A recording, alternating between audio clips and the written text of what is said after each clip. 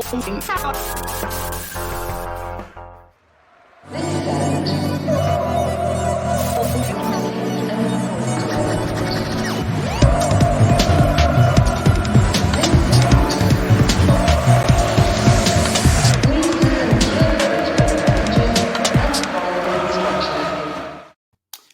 everybody. Welcome to the Blue Monday podcast, covering Ipswich Town since 2015, over land and sea and near-death experiences on trains to Plymouth. More from Craig in a minute on that. My name is Benjamin Bloom, and you're watching or listening to the Flagship show, available each and every Monday. So for a sometimes entertaining, always informative hour or thereabouts of football conversation, make your Monday a Blue Monday. Craig, you are alive, although the train literally went through the water, you were just telling us.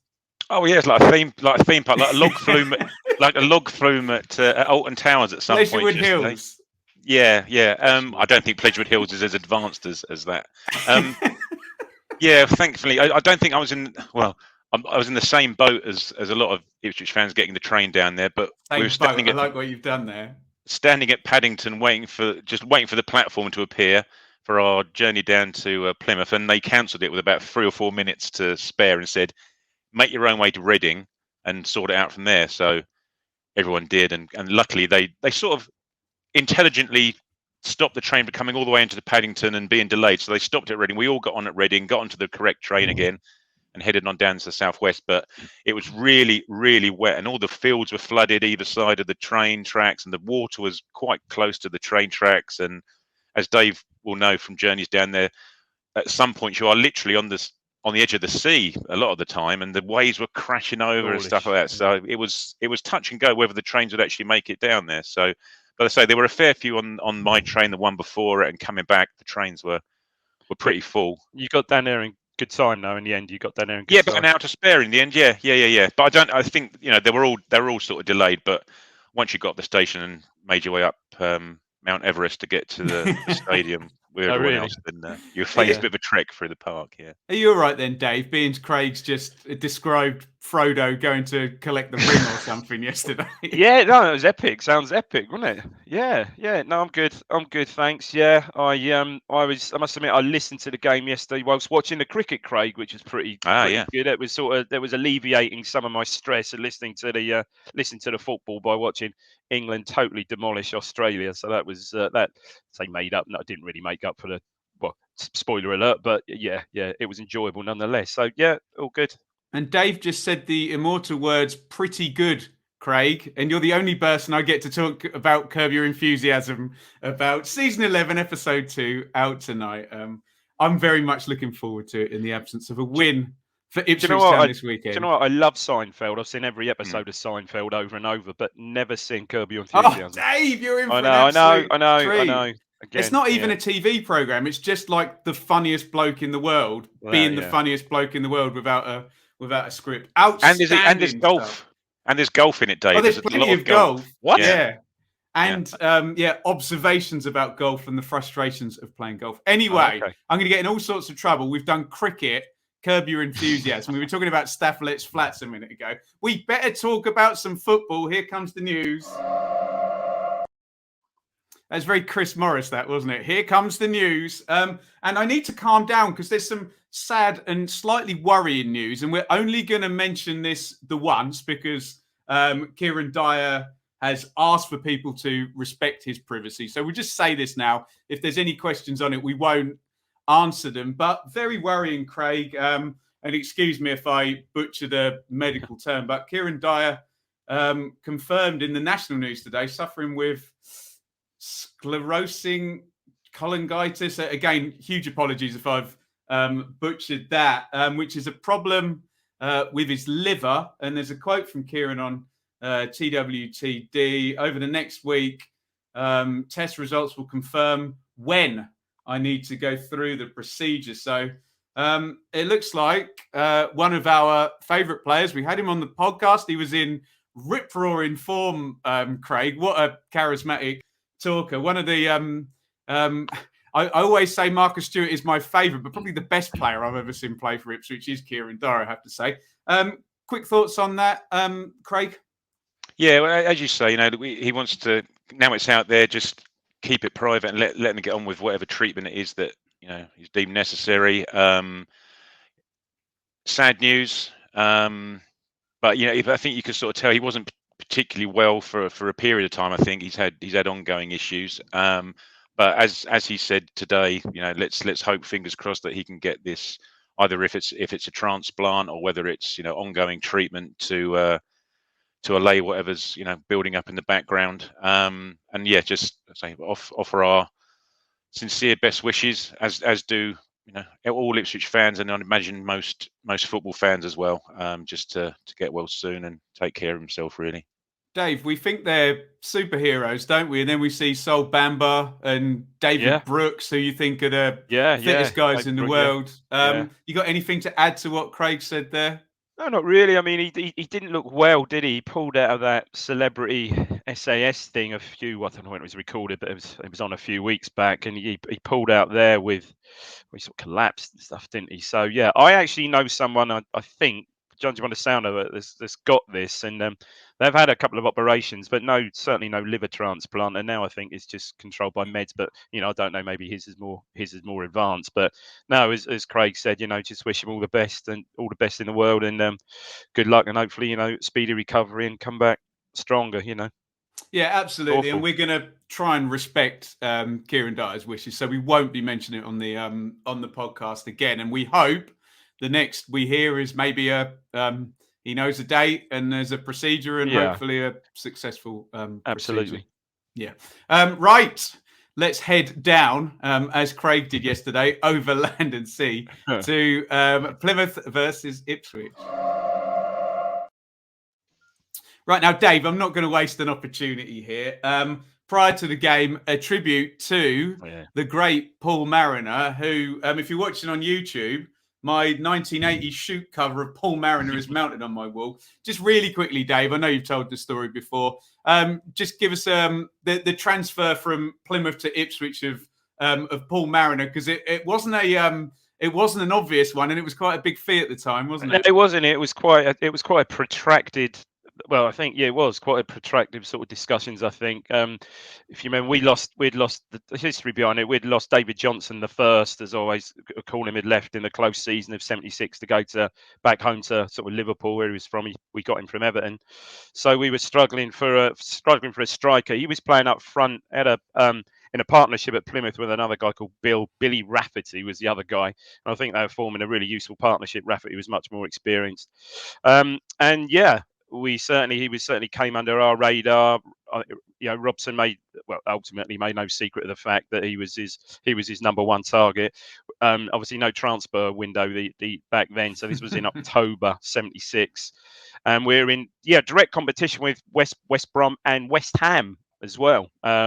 Big competition there, and I think in the end, what swung it, his wife, I think, wanted the more sort of rural sort of country life, and that subsequently, as I understand it, that's ultimately, I think, the money offer's fairly similar, and that's ultimately what swung it. I mean, he came, the transfer was, I think the fee was £220,000, something like that, with John Pedalty a centre back and Terry Austin centre forward or reserve centre forward, going the other way. I mean, what incredible business. And certainly I never saw Ray Crawford, but the most complete all-round centre forward I've seen. Oh, not only to play for the town, but probably even at Portman Road for anyone. Just a great all-round player. Craig, how was it in the stadium then? The tribute to the great Paul Mariner. Yeah, it was good actually. I was trotting up the hill to the ground before the game, just chatting to a couple of Plymouth fans, and they were talking about him. Obviously, they had him at his, when he was quite young, relatively young, and we had him in his prime, and they were saying then that what a good player he was back then, even for them before we took him on. And funnily enough, John Pedalty was at the game, and he was introduced to the crowd at half time yesterday, along with David Norris. They did the draw at half time and come and applauded the nice town fans and bits and pieces like that. And then there was obviously the minute's applause, and everyone had a sheet to hold up above the heads to what people may have seen, the display that was happening as well. So yeah, no, it was good. All due respect, and yeah, it was something that united the crowd beforehand anyway. I suppose going back to his Plymouth days, I haven't really sort of thought much about this, but you have to wonder as to the great ability of the Plymouth scouting network. Because don't forget, Mariner was from Bolton, well, Chorley, just outside Surely, Bolton, yeah, that's I'd it. say. Yeah, And he ends up in, we ended up in, well, the start of his career in, I think he was playing non-league football, but ended up in Plymouth. So some superb scouting, superb scouting there. And look, complete player for Ipswich, and what a great centre forward for England as well. Goodness me. Brilliant. And we clipped out after Paul Mariner's sad passing recently, Dave's profile he did a few years back on the podcast. So do go and check that if you want to get starry-eyed about one of our best ever players. Right, let me talk to you about Plymouth, not in 1976, Craig, but Plymouth right now under Ryan Lowe, who made his name at Bury in, let's just say, tricky circumstances. Promoted first time from League Two, finished 18th in League One. And obviously we went to face them currently top of the league. Only one defeat this season, which was opening day away at Rotherham, which is a bugger of a game in League One, isn't it? 15 undefeated since. And, well, we talk about Wycombe a bit later and home records, but the best home record in the league. When you're walking up this Mount Everest to this hill, Craig, are you scared of Plymouth now as an Ipswich fan? No, I don't think so particularly. A little bit concerned when the team news came out in terms of who was or who wasn't available and where it sort of looked like people were, or the whispers we were hearing about where people would be playing. I think most Town fans were going there with a bit of optimism that we can get a result on the back of our recent performances, recent results. I don't think we should be particularly going anywhere and fearing any of the teams in League One with the squad that we've got. So yeah, not particularly. I was quite looking forward to an open game. I think it was pretty confident it wasn't going to be a 0-0 draw. Listening to both managers before the game, they were both pretty much admitting it themselves, weren't they, that it was going to be an open game, and it certainly transpired that in the first 2 or 3 minutes.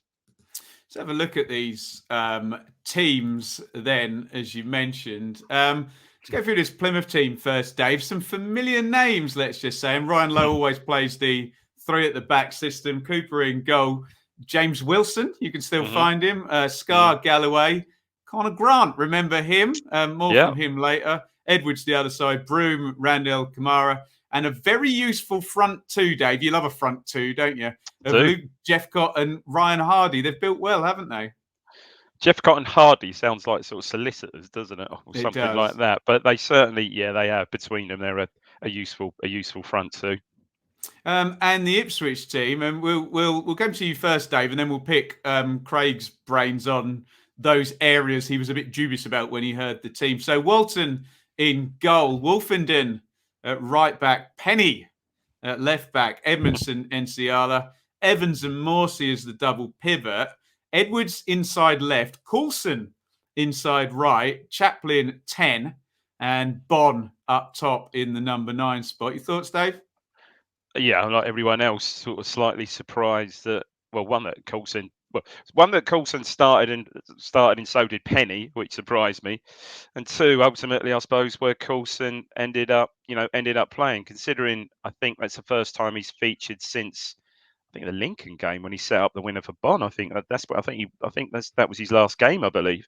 Yeah, an odd one, and just a shame because arguably, that right side of Donatian and Burns have been 2 of our most consistent players. All right, Burns have been a little bit in and out, one injury here and there, a bit of illness, but arguably they've been 2 of our most consistent performers all season. So yeah, you're immediately a little bit on the back foot, and that it was a bit odd in itself because apparently they travelled with the squad, but seemingly got ill, developed an illness overnight. It was a sort of an odd explanation for it, really. But it seems like they travelled but didn't make it. Just quickly, right Dave, back, that surprises me. You're right. Watford, you've got Dave, to say, Dave, just quickly. Yeah, you're right. Last appearance was Lincoln for Coulson, 18th of September. Yeah, sorry, go on. Yeah. I think Joe I said this to Joe yesterday. Joe responded, Vincent Young. But see, again, it seemed that this happened so late in the day that he didn't have time. He wasn't travelling with the squad, and he wouldn't have had time to make it down there. It's a weird one. What's happened to Vincent Young? Okay, I know start of the season he certainly was a little bit off the pace. We know that, but surely he's good enough to cover there. But Craig will say apparently Wolfenden came in and did a reasonable job, sort of defensive wise. I think obviously you lose something going forward there, but Coulson was a very big surprise. Well, I'm sure not only to me but Craig and all the other supporters there, and also where he ended up playing as well. Considering you've got the likes of Selina, Selina on the bench, so there would have been options with him and Edwards. You would have thought, but yeah. Strange. It just goes to show, doesn't it? It doesn't take too much to get down to the fact that we're then playing a left back on the right wing, does it? We got, as you say, Burn. It's not necessarily just Burns; it's Aluko as well. He's done well in front. Sorry, Aluko. Yeah, I forgot about in Aluko, recent matches. But Fraser's out. Barry, I think Barry was limping last week. I don't know if you saw him, David, as he wandered past you to his seat behind the dugouts. He was really limping, wasn't he, last week? And I think he played in the 23s though last week. I'm pretty sure. Right. Well, he was kitted up yesterday and doing lots of sprints and bits and pieces before the match. So I don't know whether he's fully fit, but I know you look at our bench and sorry, Dave. There's only really, as you say, Selina that could potentially fill that spot. And whether you'd want Selina and Edwards as your wide players protecting your fullbacks in an away game at Plymouth's probably why Coulson got the nod. But as it transpired, he gave poor Wolfenden zero protection as it was. Indeed. Right, let's get into the game. Lively start, Craig, and far be it for anyone to criticise Macaulay Bond's finishing this season, but I think we're going to have to because he really should give Town the lead early on, about 9 yards out, middle of the goal. If you're a Plymouth fan, you say it's a good block, but if you're an Ipswich fan or a neutral, you say he has to score. Ipswich should have been in front there, Craig, shouldn't they? Yeah, and that was literally first minute or two, 90 seconds or something into the game. They had a corner. We broke from their corner, and Lee Evans put this beautiful ball over the top actually to Coulson. He was breaking down the left, and it was 2 against 1, and the one was the guy that ended up saving the goal. Coulson just squares it to Bon, and as you can see from the screen, if you're watching, he literally hit it down the middle of the goal. But weirdly enough, Joe put the XG stats on our WhatsApp chat earlier today, and the XG for that chance was under 0.2. So it was like 0.15 or something. So one in every 6 times. Yeah. So according to them, he'd only score 1 in every 6 of those chances, giving it again and again and again. It's bizarre. It's just casual. He's too casual, isn't he? It doesn't make. I don't think he makes a good connection. He always tries to. It's a weird one. He always tries to sweep it in. He could have even taken. Think of how cool and composed he was for the goal at Portsmouth. He could have even taken a touch there and picked his spot. He had. He did. Easily could have done. Possibly, very casual. Really, it's probably just too early in the game, isn't it, Dave? It might have been his first. Might have well have been his first touch of the ball. Probably would have been, but you got to score there. And then within a minute. They did exactly the same thing to us. It was literally the first 2 minutes. It could have been 1-1 because they broke from our corner. Their keeper threw it out, and Penny, as he was poor. He was poor yesterday, Penny. And again, you see he was weak. Craig, that was a red card waiting to happen as well. I don't know what happened, and I don't want to dig Penny out. That's not our style here on the podcast. But for the goal as well, he seems to have the advantage. He seems to be in a good position both times, and then it looks like Hardy is going to nip past him. And if Hardy's a bit more of a Shahouse there, Craig, down he goes, obvious goal scoring opportunity, red card. Yeah, that's right. But then Hardy's through on goal. He's got 45 yards there, and he's literally through 1-on-1. I say it's poor defending from Penny. It's poor positioning. He's weak, but luckily. Morsey's sprinting back, and a combination of Walton and Morsey scrambles it behind. I mean, that's the one. Penny's just got to put that in the stand, hasn't he? I think he sort of almost tries to be clever with it, doesn't he? He almost tries to play it and then sort of loses his foot, and then he just gets not barred fairly, fairly out muscled off it. But he's a covering defender. He's just got to put that in row Z, isn't he? Yeah. I think you're right, Dave. I think it's one of those where he's more interested in get in touch, start in contact with the player, then just get across and take the ball. But yes, an interesting start, let's just say, and an early goal here for Town. Do you want to take us through this one, Dave? George Edmondson nodding in from a recycled set play, wasn't it? Yeah, it's a corner from Evans, similar to the chance that exactly almost the same corner that he had before when they broke and scored. Swings it over a bit too far, probably back post, evades the keeper. I think it's Wolfenden right on the back post. I think that sort of keeps it in, and it drops. Is that Wolfenden there? But anyway, Bond's behind him. Bond then sort of picks it up, and here's where Bond shows great composure, because he picks it up back to goal there and just lays it sort of, I don't know, 5-6 yards back to Morsey there on the right there. And you've got to say, the ball from Morsey is an absolute delight, isn't he? Absolutely first time, it just dinks it up there, doesn't it? Everyone's so close to the goal and offside's not an issue. That type of ball, Dave, is impossible to defend against. Yeah. And Edmondson's in a great position. He just gets a jump on his marker, and he's up head and shoulders above him, and it's a simple far post header, but a really, really nice ball great assist from Morsey there. Craig? Yeah, as Dave said, it's that ball, and as we've had it on. I think Lee Evans has been caught, and occasionally with like ball watching, caught under the ball, and the attacking players just got the run on him. Yeah, exactly. And to be fair, Edmondson then gave it the big one in front of the Plymouth fans as well. Didn't he? He did. But from what I understand, he was pretty good again yesterday, though, wasn't he?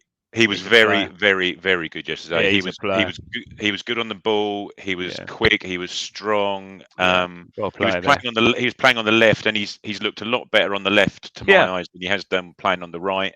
There were occasions where when we were defending our goal, where we were that big balls were coming in down the channel, and he was taking them down first time on his left foot and then playing it out with his right foot. He just looked. Dave loves that defender yesterday. We love that, don't we? That's good. Well, we'll probably get onto NCR in a bit, won't we? Go on. Just quickly, Craig. Good value for the lead, or not much in it at that point?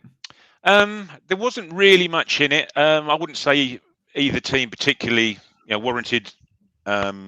Well, we haven't gone through their goal yet, but I don't think it was pretty even during the whole first half, to be honest. But the fact that we had gotten noses ahead, away at Plymouth, we just needed to keep it there, really. Here comes the equaliser, and it's a very irritating goal, Craig, at a very irritating time in the game. The free kick is just looped over, and look, I don't know what happens to Penny here. It's obviously. 9 times out of 10, he probably doesn't defend that. I hope not. Anyway, he just gets caught almost in no man's land, does it? It's almost like he's exactly the wrong distance. He's not far enough away to get to the ball first, and he's not close enough to get touch tight, and he just gets completely robbed. And it's across the goal then for Jeff Cott to stick it home. Craig, that must have been right in front of you. Yeah, it was literally right in front of me. I'm just a little bit further up in that screen, and the thing is, it was just an innocent. I think it was a throw-in actually over on their left-hand side. Just innocent little throw back. And it was just a sort of hopeful, just knock into the box. There's no real pace on it, and Penny's standing there, and he doesn't attack the ball, does he? He sort of stands there waiting for it, and actually edges himself back, and all of a sudden the guy's on him. He's got 5 yards further back, the chap is before he starts attacking it. Edwards, I think, is attacking it.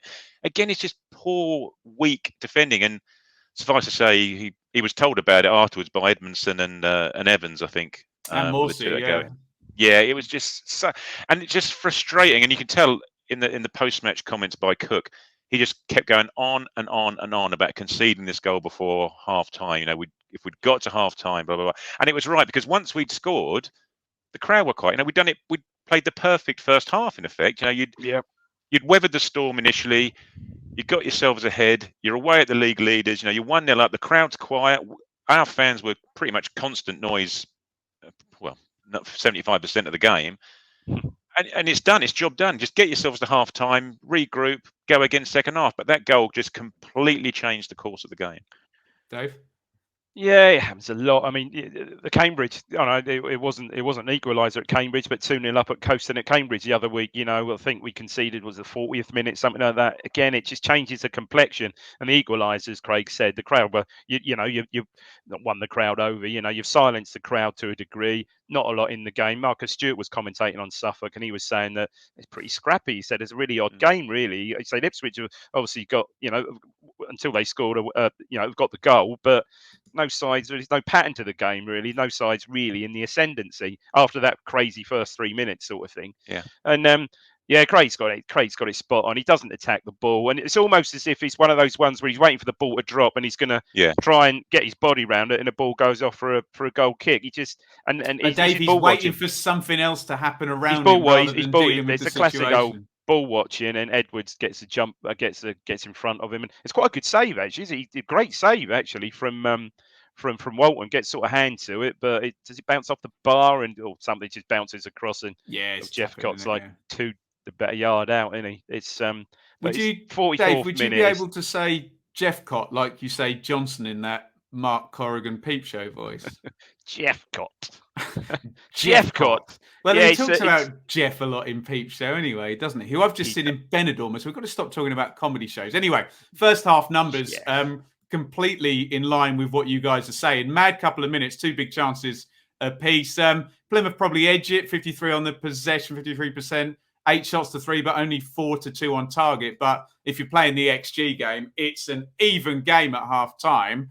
And Dave, not long after half time, and we are 2-1 down. And I'm interested in your thoughts on the defending from this throw-in, because I've watched it several times, and I can't pick out one obvious mistake by anybody, but it just appears to be everyone's got a man, but at some point it may even be Chaplin coming back. But anyway, take us through. I think the disappointing thing about the sort of whole goal is that Grant initially takes the throw. Oh God! Maybe that's why he's hard to pick up, Dave. Grant takes the throw and sort of follows it in, and then there's the.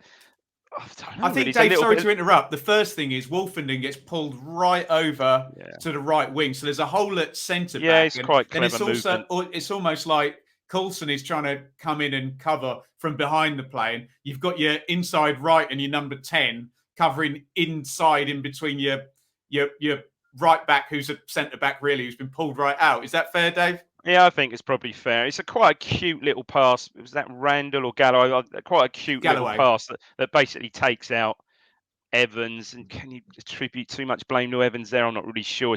It's a clever little ball, and no one's really tracked Grant's run. No one's really tracked Grant's 5-10 yard run.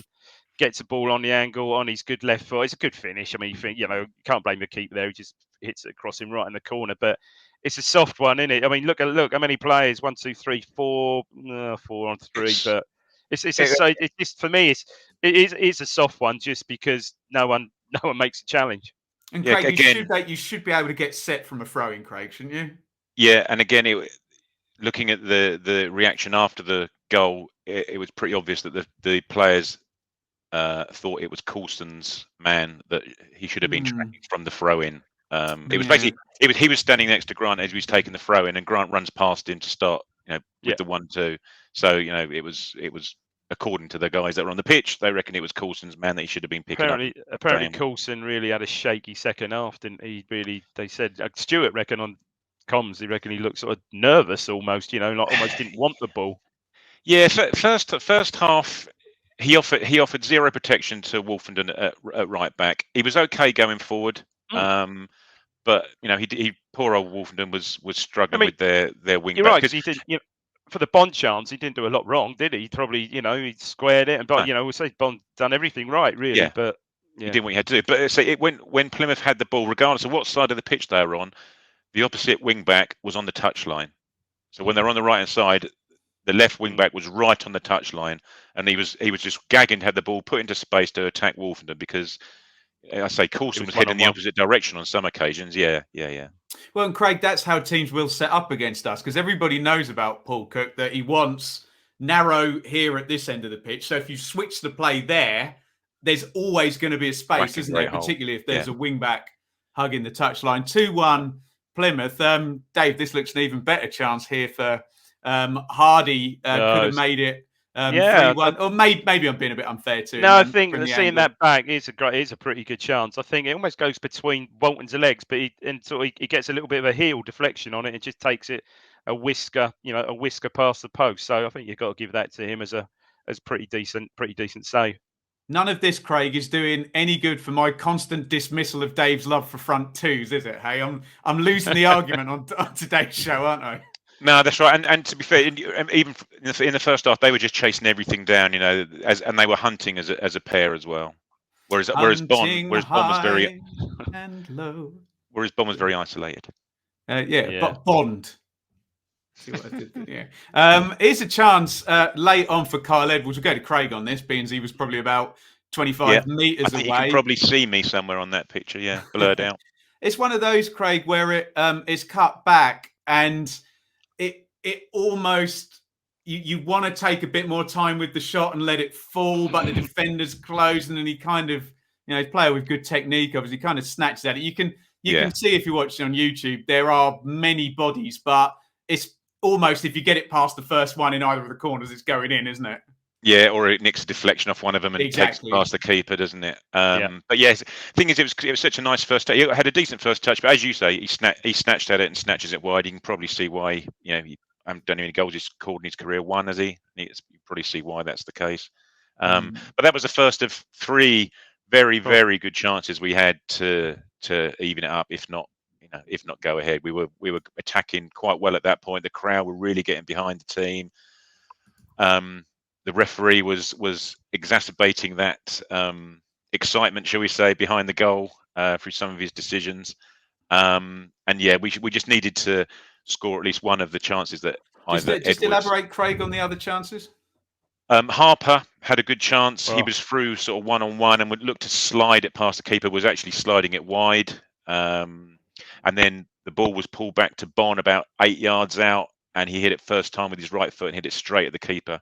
But they haven't showed those on the highlights for some reason. I don't know why. That's why I don't have pictures of them. Yeah. The highlights finished pretty abruptly, and they sort of miss our two best chances. The highlights finished with Walton's save from Hardy. The highlights finish, but yeah, but no, again, they say there were three gilt-edged chances. Stuart was saying with the Harper one, he said he should have hit it earlier, but he said he took a touch too long, and by the time not the angle closed. It's the guy who would have taken it round the keeper, taken 8 touches, and then bent it in the far corner. Yeah. There you go. He said he almost took it too close to the keeper, so he had to almost dig it out. But yeah, the Bond one sounds like a pretty decent chance. Apparently, that was like a scuffed cross from Wolfen, and it just made its way right through to him.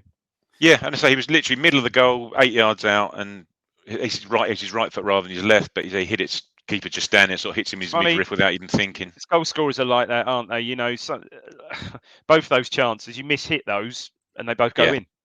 It's just odd, isn't it? Yeah. Just quickly, Dave. You don't have to respond to this because we'll go 10 minutes on it. I went to Watford versus Liverpool the other week. I was working it, and Mohamed Salah, who is the world's best player, did exactly what Stuart did against Bolton. I was sat there going, I've seen that before, and he cuts back and bends it in the far corner. A little bit more pace, and he's apparently the world's greatest. But there you go. Right, let me give you the numbers, and then I will get your reflections on this one. Plymouth 2, Ipswich 1. 52-48 to Town on the possession in the end. 12 shots to 8. Plymouth 7-4 on target. 7 corners to 4 also for Plymouth. Here's the one that people are getting a bit antsy about, Craig. 3 big chances to 4. So if you are playing the XG game, yes, we understand it's not a silver bullet. It doesn't tell us everything. It tells us a lot, and it tells us Town maybe, Craig, should have been on the score sheet more than once in this game. What are your final reflections then, Craig? Yeah, no, exactly that. And also on those stats, you'll see that I think there were 18 fouls by Ipswich and 4 yellow cards. And as I say, yesterday, I don't often have a go at referees, but my God, yesterday's referee was... Should we name him and shame him? The worst I've seen so far this season. He was... His name's not on there on SofaScore. Do you just call him referee Butthead then? He was seemingly going out his way to antagonise the Ipswich fans at one point, and Paul Cook was going absolutely Garrity on the touchlines. Every single decision was going against us. And to be fair, And Freddie Garrity. Morsey was picking up fouls for little bits and pieces here and there, and it was just getting, I guess, exacerbating and amplifying and getting worse and worse. And he got dogs abuse as he walked off the pitch. They come off the pitch in our corner. Craig, is that not still tell you something when we're still not streetwise enough though for that division? Yeah, and there's something about Morsey. They work, from what I read between the lines, they work the ref really well again, and we just don't do that. Yeah, well, Morsey, Morsey picked up another yellow card yesterday for not one foul, but the old over there. Here's your yellow card, and then all of a sudden that. I'm not saying it diminishes the way he plays, but it will do, won't it? It'll bring him down a couple of levels. He's on the edge. Yeah. And him and Kamara were having a running battle all game, and it literally was at some points a running battle. The ball was over there in the corner flag, and these two were trying to kick lumps out of each other about 40 yards away off the camera. And Kamara did well to not get sent off when he kicked out at Morsey. He was lying on the floor on his back and kicked out at Morsey, and the referee didn't see it. I think Morsey was trying to... Quickly, Dave, we're all waiting this season. There's going to be one game where Morsey gets somebody very frustratingly sent off, and there's going to be one game where Morsey and one other player both get sent off, isn't there? Anyway, Dave, so your reflection. Yeah, I'll just going back to what I said. I just don't think we're still not cute enough, when you have to be. You have to work. Because the refs, I think the standard, we said that the standard of officiating hasn't been great. I mean, the games I've seen has not been great at all, and I think you almost have to play on that a bit. And teams, perhaps, I don't know, slightly more experienced team, the Plymouth undoubtedly are at that level. Perhaps just a better, and one or two other teams I've seen this season are better at it than we are. It's part and parcel of the game. There you go. Totally agree. Good stuff, guys. We are going to go to some questions. Well, you can get your questions in each and every week on Twitter at Blue Monday ITFC. Just very quickly, where can we find you on Twitter, Craig? I'm at Fims75. Go and talk to Craig. And Dave, where can we find you? At Dave Diamond 3. At David Diamond 3. There you go. And the Blue Monday account will post after every game, and you can have your say here, or indeed in one of our midweek live shows over on YouTube. You can have your say in real time. I'm a real boy. Let's go to Craig first. I'm drinking during this show. It's never a good recipe, Craig, is it? Andy Nicholson. I thought you'd been at trick or treat, mate. You were high on E numbers and dib I was saying to Dave, I did go out and I forgot, and I went out with the dogs. And one of my dogs is a bit like me and a bit like Larry David, actually, does not like people at all. So I was like kind of dodging through, trying to stop her attacking people. So I had a very stressful, I needed a drink afterwards. Anyway, Craig, you want to take this? The $64,000 million trick or treat dollar question here from Andy. Why does this team lose so many points from winning positions? Weak tactics, square peg, round holes. Can I throw in mentality? I don't know, but that's the thing. It's just, that was my main emotion heading out of the game, and had to be a fair few games this season. It's just the frustration of being ahead yet again and letting it slip. And I don't know whether having handpicked these players, and you'd hope that they're being handpicked not only on their footballing ability but also their mentality and their strength of character, etc., etc. It does seem a little concerning that we're still seemingly suffering from the same weakness that has been rife in our team for the last 2, 3, 4 years, pretty much since McCarthy left. These guys aren't wet behind the ears, are they? Morsey knows what he's up to. Lee Evans has played God knows how many games in this division. Edmondson's not an idiot. Walton, for example. They're all. It's collective, though, Craig, isn't it? It is, but there's no reason for it to be collective, because this is a brand new tranche of players, isn't it? It's a brand new 18, 20 players that's been brought in the door. I don't know. I'd agree with that to some extent, particularly Cambridge, where this is going back to that game the other week where we just didn't come out second half, did we? I don't think we created anything. I mean, yesterday, slightly, we obviously did have a slightly better mentality, because look, we had certainly 2 gilt-edged chances. We just saw the Edwards one as well, which is also a very acceptable chance. So look, there's three chances that were engineered, manufactured for ourselves. So we didn't. I'm not saying we threw the towel in. So with the the mentality's there to create the chances. You know, yeah, you can't legislate. You can't legislate for those missed chances, can you? No, but you're conceding the goals in the first instance to I totally agree, and I was the same mindset, and I think Rich said as well. You know, as soon as that goal went in before half time, you thought you're going to lose this again. It's not going to turn out well. You just know it. But it's the goal before time. It's a goal right after half time. It's everyone knows where you don't want to concede. The perfect time to score goals. But if you've got guys on the pitch who should be generals to make sure this doesn't happen, but for whatever reason it is. General Levy, M-Beat, incredible. Jungle was invented in Ipswich, apparently. Adam Fajani, Robert Yarni says, David, if fit, Coulson could... if fit, should Coulson be left back, not right wing?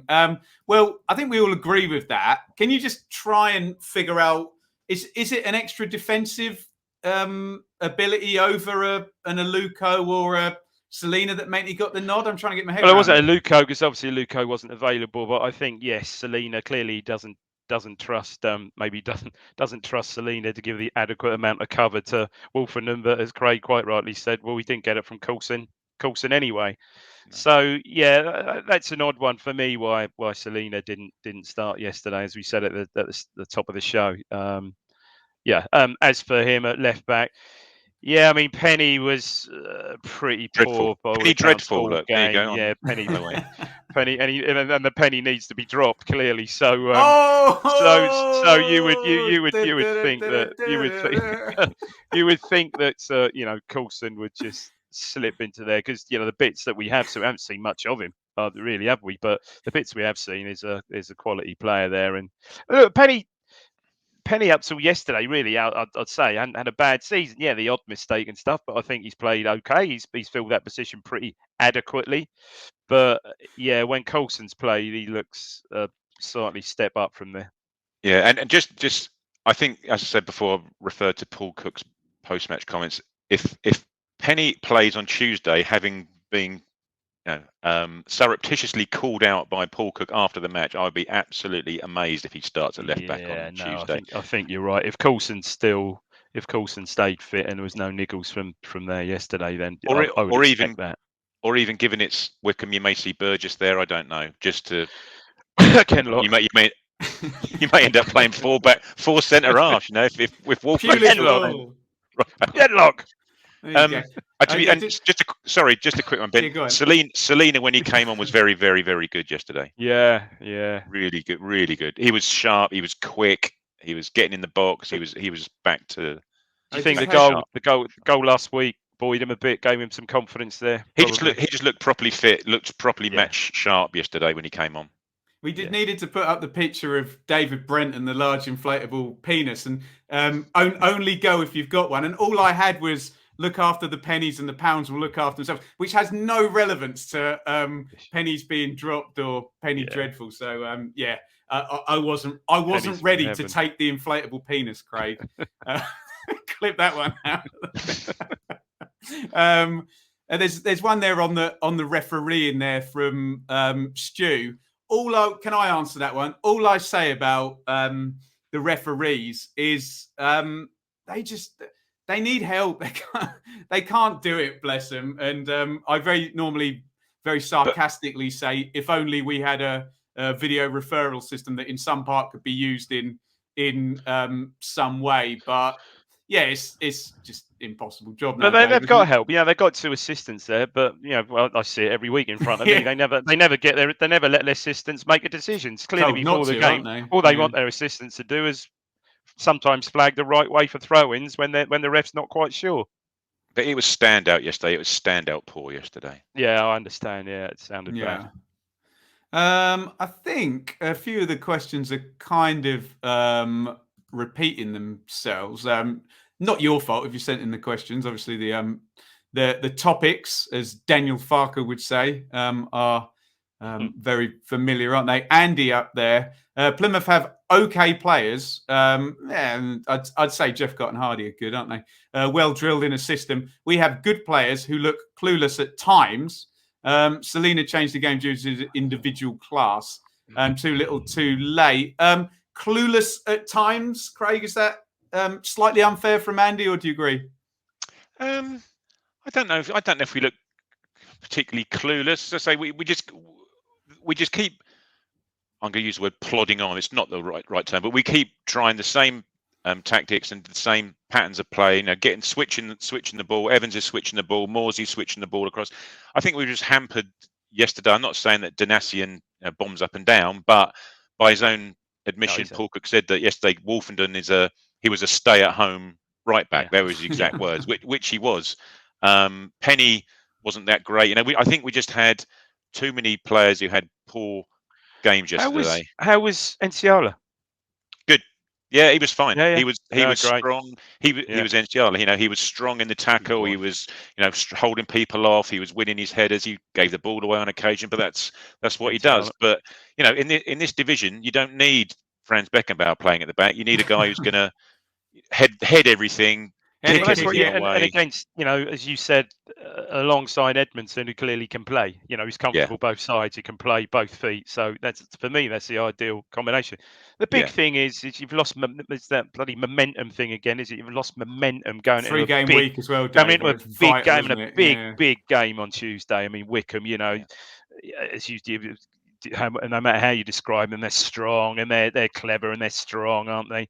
A point would have been a hard and probably, from what I understand, given the quality of chances, quite a deserved point yesterday. So perhaps we didn't quite get what we deserved yesterday, but that would have been especially scoring chances quite late. Again, that gives you a hell of a lift going into the game on Tuesday. So the thing is we've just made a rod for our own back. I mean, in terms of such a poor start we started, the poor start we have had. Everything now is amplified, it's magnified. Every loss means more because we haven't had the points we should have had or should have got in the easier.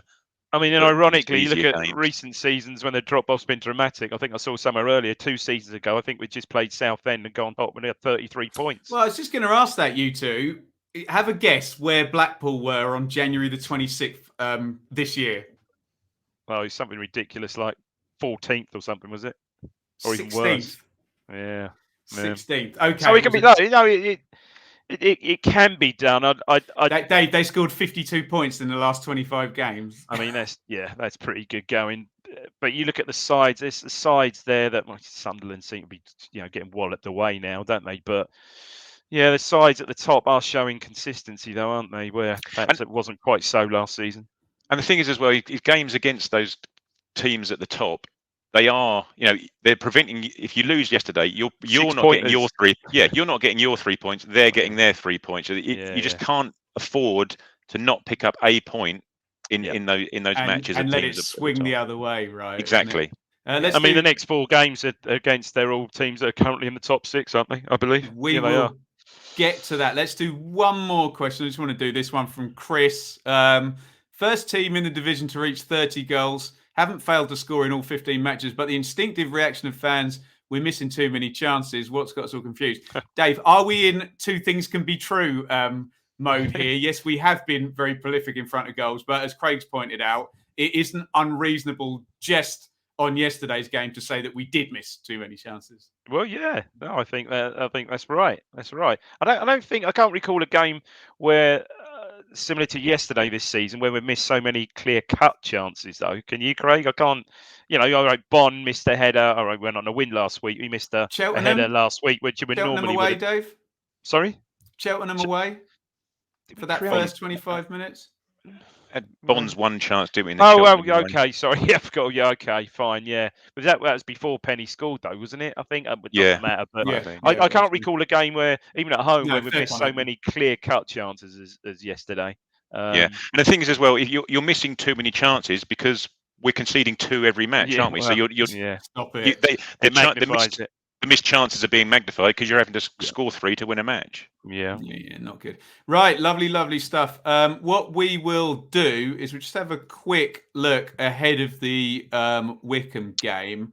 Let me just do an old school roundup here, and I just want to particularly focus in on Fleetwood 3, Wycombe 3. So if you do get about Wycombe, maybe you can get something. What else do I want to focus on? Oxford 3, Morecambe 1. Obviously, Plymouth 1. I think you mentioned it. Rotherham 5, Sunderland won, and Wigan again winning, which leaves the league table obviously stretched. We are in 11th on 20 points with a very middling one drawn loss of 5-5-5 and 7 points off Oxford in the playoffs. That top six now as we look: Plymouth, Wigan, only Plymouth on 2 points per game. Oh, actually, no, Rotherham in fourth are as well. No, I stand corrected. 4 teams on 2 points per game. So you're talking about it. We might get a 14-15 situation where we got in the playoffs with 79 and Wolves missed out with 78 or whatever it was. So Plymouth, Wigan, Wycombe, Rotherham all on 2 points per game. Sunderland also, there you go, I've had a nightmare there because they've only played 14, are on 2 points per game with back-to-back defeats. Oxford up there as well. And talking about traffic, the name Sheffield Wednesday in between us and the playoffs is slightly worrying as well. Craig, what's your thoughts on how that table is shaping up? Or is it all irrelevant when you have a goals conceded of 24 in 15 games?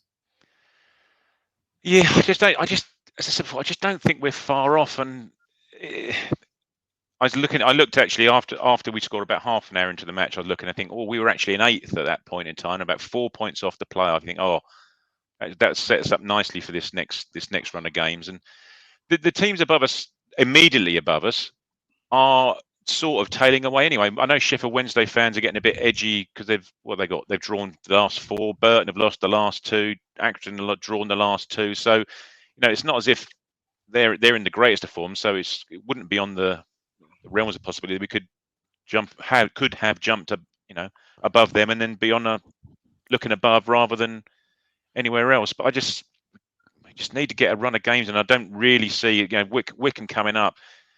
Horrible game. Yeah, exactly. We need some blokes to be standing up on Tuesday night, don't we? Craig, do you see Plymouth staying the course after what you saw yesterday?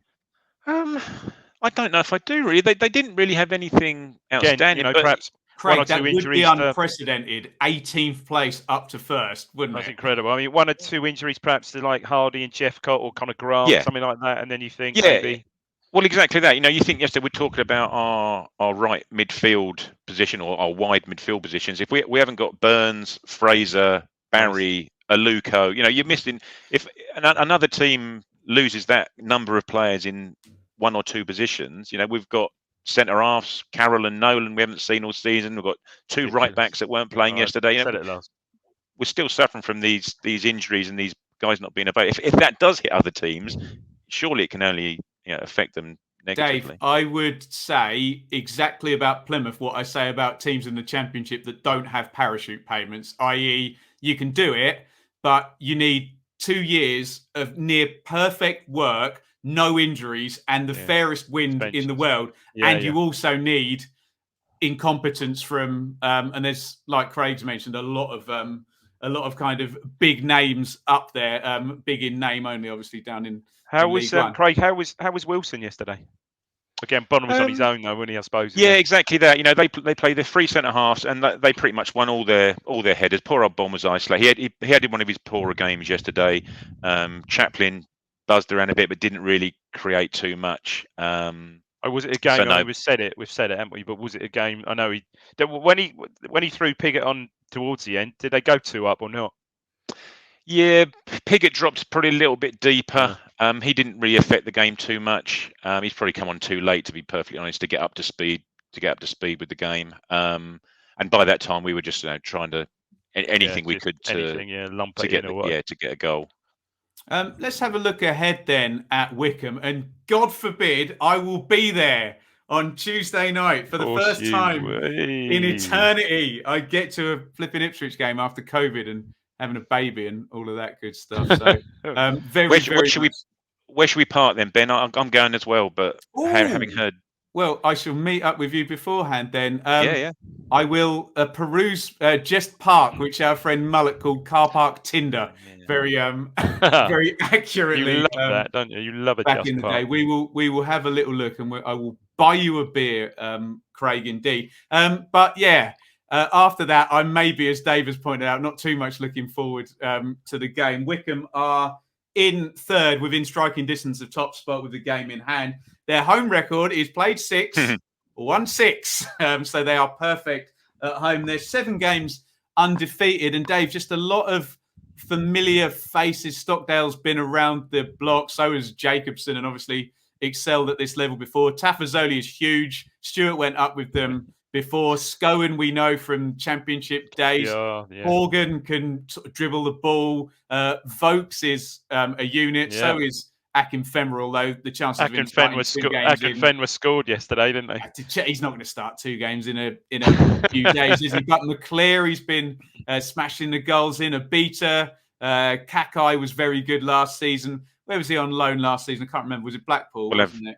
Jacobson will be swinging in corners and free kicks right underneath the bar. He's got that. Yeah. You have got to be made of stern stuff to go to Wycombe on a Tuesday night and not lose. Yeah, you've got a man up there. You know, you would hope that if not Burns, that Danassian's fit for that, because he has been outstanding. He's probably has been our most Bond to one side. He's been our most outstanding player for the last month or so. So you really want him back. And like Craig said earlier, I can see Coulson perhaps, especially after Cook's comment, I can see Coulson coming in at fullback, fitness permitting. And do you see many changes other than that? I don't know. If it was a manager not so wedded to 4-2-3-1, you would say start Nsiala, Burgess, and Edmondson. Other centre back, Edmondson. Because really, you're right. Unless Danassian, he's got a bit more physicality at right back. But really, if it's the same back 4, who are your good headers of the ball there? Apart from maybe Bond will give you a bit of help. It is just those 2 centre halves, Craig, isn't it? There was a point in time in the second half when we had a couple of corners, and we had Harper on at the time as well, and we had Nsiala coming up for a corner, Edmondson coming up for a corner, Harper already on the pitch. You think there is some height there. I don't know. In terms of changes for Tuesday, I'd just like to see Selina start this. Whether he trusts him in a game like Wycombe away. Again, thinking of physicality, do you see perhaps Piggott getting a start? Yeah, I was thinking that actually. Whether Bond just at 10, not saying he's. I don't know. I mean, I've seen you possible see it on Twitter and stuff like that, but maybe. Well, there's your extra. I hate to say it, giving Bond a rest, but you could do one or two things. You could rest Bond and play Piggott there, or rest Chaplin and play Piggott there, just to give yourself an extra bit of height.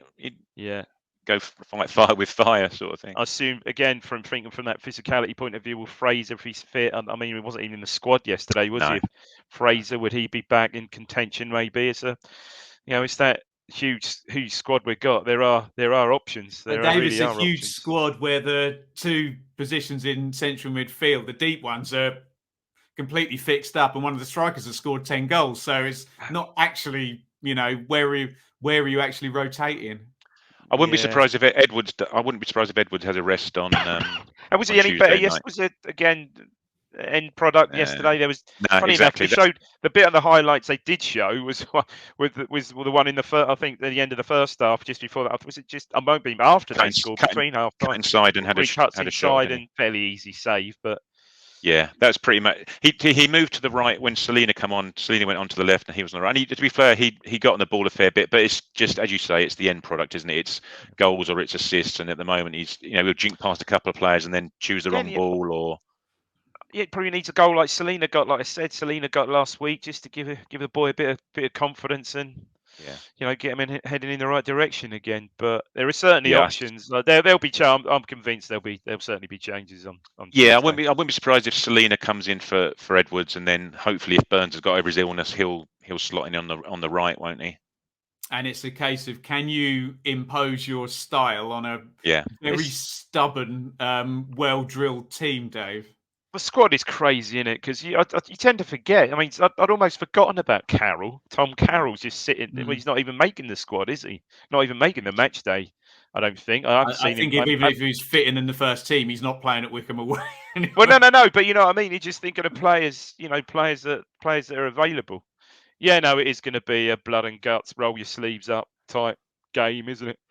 Roll them up. Roll up for the greatest show on earth. And that's the end of this Glorious podcast reflecting on Plymouth 2, Ipswich 1, and Craig's death-defying journey to get down to the southwest yesterday. Thank you, everybody, for listening and watching. Please subscribe on YouTube, which is the only place you can kind of come in and interact on our Wednesday shows. Twitter as well, at Blue Monday ITFC.